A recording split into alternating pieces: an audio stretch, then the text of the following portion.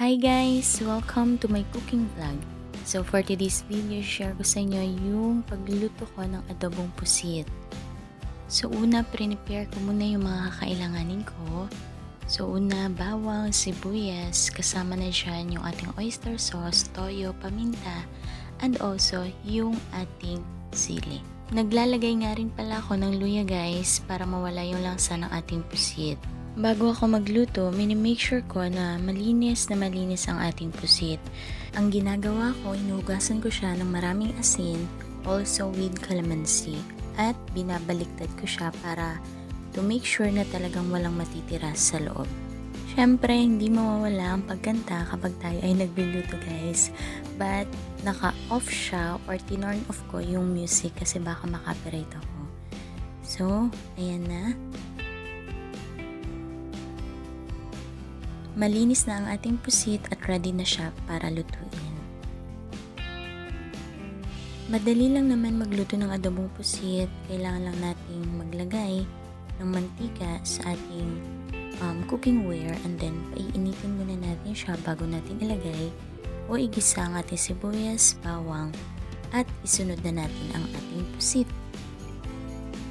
Guys, huwag niyo akong gagayahin dahil ang ginamit ko dyan na pang sandok ay yung para talaga sa kanin for rice cooker. Pero dahil medyo komportable ako kapag gamit ko siya, yan yung ginamit ko. And dahil plastic siya guys, natutunaw siya.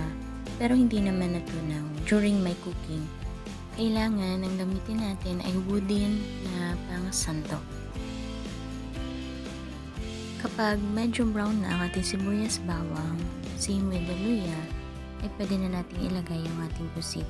By the way guys, huwag nating hahayaan na masunog ang ating bawang at sibuyas kasi medyo nagiging mapait siya.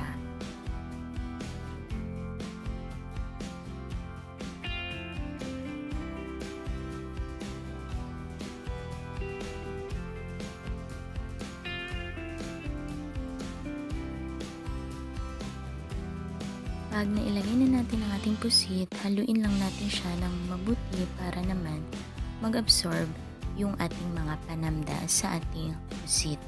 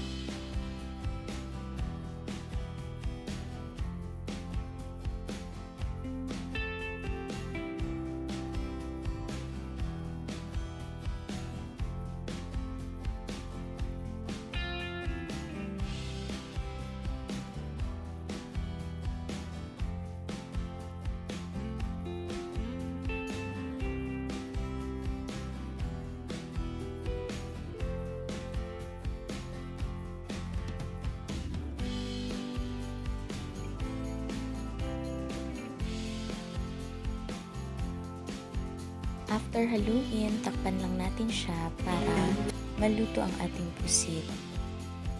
Kapag medyo lumambot na nga ang ating pusit, pwede na natin lagyan ng oyster sauce para mas maging masarap at malinamnam ang ating adobo. Nasa sa inyo nga pala kung gusto nyong lagyan ng oyster sauce or toyo lang, pero ako naglalagay ako ng oyster sauce guys.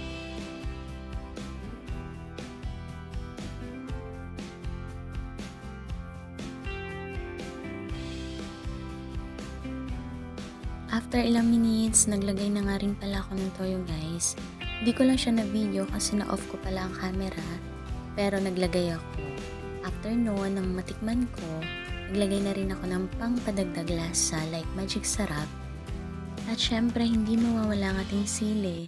For me guys, kapag adobo talaga ang ulam, kailangan may sili. Iba talaga yung nagiging lasa kapag may sili. Mas napaparami yung kain ko.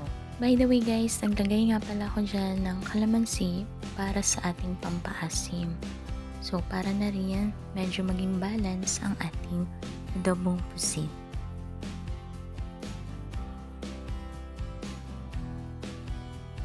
Pagkatapos, konting halo lang and then takpan.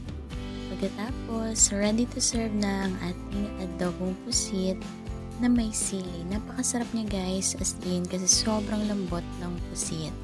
Thank you for watching guys. See you in my next vlog. God bless you.